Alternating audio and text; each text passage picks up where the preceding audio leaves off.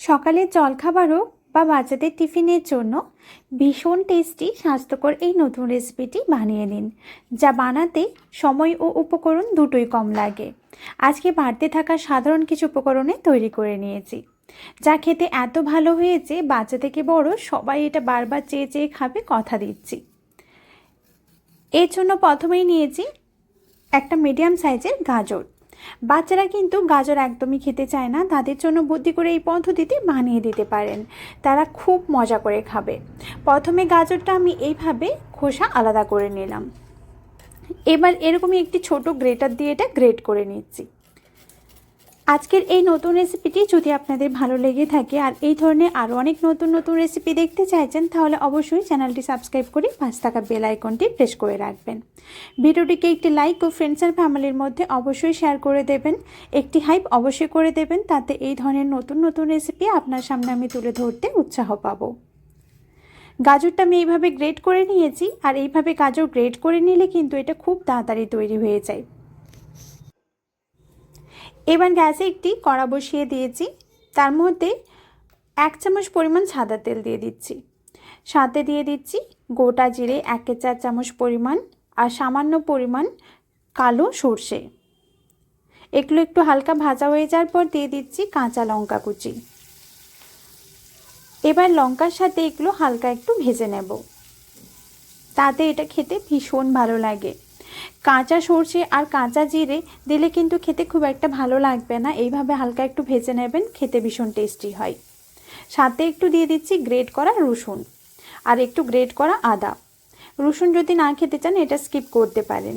সাথে একটা মিডিয়াম সাইজের পেঁয়াজ দিয়ে দিচ্ছি। এবার রসুন, আদা আর পেঁয়াজ ভালোভাবে ভেজে নেব। রসুনটা একটু ভেজে নিলে এটা খেতে ভালো লাগে। আজ কিন্তু এগুলো আমি একদম স্বাস্থ্যকর পদ্ধতিতে বানিয়ে নিয়েছি, তাই যে কোনো দিনই এটা বানিয়ে খেতে পারেন। তাছাড়া যারা ডায়েট করছেন তারাও কিন্তু এই পদ্ধতিতে এটা বানিয়ে খেতে পারেন, ভীষণ টেস্টি হয় খেতে। এর মধ্যে গ্রেট করা ওই গাজর দিয়ে দিচ্ছি আর স্বাদ অনুযায়ী লবণ। হালকা আঁচে এবার গাজর ভালোভাবে ভেজে নেব, তবে খুব বেশি লাল লাল করে ভাজবো না, তাতে গাজরের পুষ্টিগুণ নষ্ট হয়ে যাবে। হালকা একটু ভেজে নেব, তাতে গাজরের থেকে আসা কাঁচা গন্ধ চলে যাবে। আজকে আমি সমস্ত কিছু সঠিক মাপসহ রেসিপিটি আপনাদের সাথে শেয়ার করছি, যাতে আপনারাও একদম পারফেক্টভাবে এটা বানিয়ে নিতে পারেন। মানে যারা প্রথমবারের জন্য বানাচ্ছেন তারাও এটা পারফেক্টভাবে বানিয়ে নিতে পারবেন। এর মধ্যে আমি 1 কাপ পরিমাণ জল দিয়ে দিচ্ছি।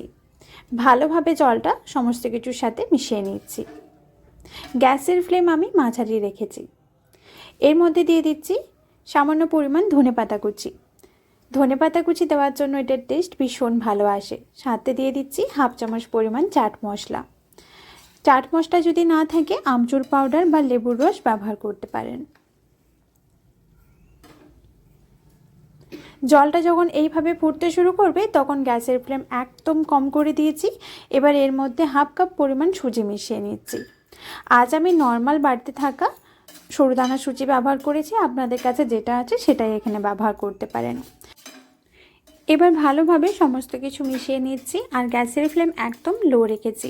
লো আঁচেই এটা তৈরি করে নিতে হবে, তাতে সুজি ভালোভাবে সেদ্ধ হয়ে যাবে। অবশ্যই জল আর সুজির মাপটা খেয়াল রাখবেন। 1/2 কাপ সুজির জন্য 1 কাপ জল, তাতে এটা একদম পারফেক্টভাবে তৈরি হবে। একদম জল বেশিও হবে না আর জল কমও হবে না। এইভাবে অনবরত আমি নেড়ে যাচ্ছি যতক্ষণ না সুজিটা একদম টাইট ডোয়ের আকার নিয়ে নিচ্ছে। দেখতেই পাচ্ছেন সুজিটা কিন্তু একদম ডোয়ের আকার নিয়ে নিয়েছে, আর এই সময় সুজিটা ভালোভাবে সেদ্ধও হয়ে গিয়েছে। এবার গ্যাস থেকে এটা নামিয়ে এইভাবে স্প্যাচুলা দিয়ে একটু ছড়িয়ে নিচ্ছি, তাতে এটা তাড়াতাড়ি ঠান্ডা হয়ে যাবে। হাতে কম সময় ছিল তাই আমি এইভাবে ছড়িয়ে নিচ্ছি যাতে তাড়াতাড়ি ঠান্ডা হয়ে যায়। হাতে যদি ব্রেকফাস্ট বানানোর জন্য একদম কম সময় থাকে বা বাচ্চাদের টিফিনের জন্য এই রেসিপিটি একবার ট্রাই করে দেখুন, খুব ভালো হয় খেতে আর বানানোও খুব সহজ। কম সময় আর কম উপকরণে এটা তৈরি হয়ে যায়। এইভাবে ছোট্ট একটু পোর্শন নিয়ে হাতের তালুতে নিয়ে হালকা ছোট বলের মতন করে নিয়েছি। এবার দেখুন হালকা হাতে প্রেস করে নিলেই এগুলো রেডি হয়ে যায়। কত সুন্দর সুন্দর ছোট ছোট মিনি বল আমি এখানে রেডি করে নিচ্ছি। একদম বলের মতন রাখছি না, হালকা একটু প্রেস করে নিচ্ছি।